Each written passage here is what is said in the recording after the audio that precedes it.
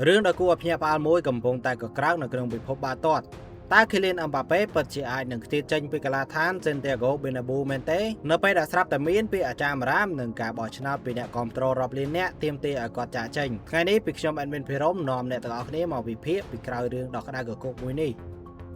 យើងដឹងហើយថាការពាក់អាវពណ៌សរបស់ក្លឹបអាតលេតិក Real Madrid គឺមកជាមួយនឹងសម្ពាធដ៏ធំមហាសាលអ្នកគាំទ្រទីនេះទាមទារឲ្យមានភាពល្អឥតខ្ចោះថ្មីនេះមានចរន្តនៃការមិនពេញចិត្តយ៉ាងខ្លាំងទៅលើបណ្ដាញសង្គមរហូតដល់មានការបង្កើតភូលបោះឆ្នោតរាប់លាននាក់ឲ្យអឹមបាប៉េចាក់ចេញពី Real Madrid មូលហេតុចម្បងអាចមកពីទម្រង់លេងមិនទាន់ត្រូវស្តង់ដារដែលពួកគេរំពឹងទុកបញ្ហាប្រជែងតំណែងប្រធានក្រុមឬទម្រង់លេងដែលលេងជន់ជើងគ្នាជាមួយនឹងតារាឆ្នើមផ្សេងទៀតនៅក្នុងក្រុមប៉ុន្តែសូមប្រិយមិត្តទប់អារម្មណ៍សិនក្នុងពិភពបាល់ទាត់ពិតប្រាកដជាពិសេសក្នុងការវិភាគតាមបែបជាក់ស្ដែងការដែល Kylian Mbappé ចាក់ចេញពី Real Madrid ភ្លាមបែបនេះគឺស្ទើរតែមិនអាចទៅរួចទេហេតុអ្វី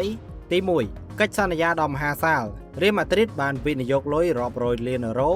និងប្រើពេលរាប់ឆ្នាំដើម្បីបាន Kylian Mbappé មកទី2លោកប្រធាន Florentino Perez មិនមែនជាមនុស្សដែលបោះបង់គម្រោងធំរបស់ខ្លួនចោលត្រឹមតែការរិះគន់តាមប្រព័ន្ធអ៊ីនធឺណិតនោះទេទោះបីជាមានការបោះឆ្នោតរាប់លានអ្នកមែនតែអំណាចសម្រេចចិត្តគឺនៅលើថ្នាក់ដឹកនាំការផ្ដល់ពេលឲ្យកីឡាករសម្របខ្លួនគឺជារឿងធម្មតារបស់ក្លឹបធំសរុបមកការបោះឆ្នោតរបស់អ្នកគាំទ្រអាចក្លាយជាសារដាស់តឿនមួយដ៏ខ្លាំងក្លាទៅកាន់អឹមបាប៉េឲ្យខំប្រឹងប្រែងបន្ថែមប៉ុន្តែការចាក់ចេញពី Real Madrid ក្នុងពេលដ៏ខ្លីខាងមុខនេះគឺជារឿងមួយដ៏ពិបាកកាត់ឡើងបំផុតចុះប្រិយមិត្តអ្នកគាំទ្រវិញយល់យ៉ាងណាដែរតើអឹមបាប៉េគួរតែស្នាក់នៅបន្តដើម្បីបញ្ជាក់ពីសមត្ថភាពឬគួរតែចាក់ចេញដើម្បីបញ្ចប់បញ្ហាកុំភ្លេច comment បញ្ចេញមតិនៅខាងក្រោមជួបគ្នាជាមួយនឹងខ្ញុំ Admin Phirom នៅវីដេអូក្រោយៗទៀត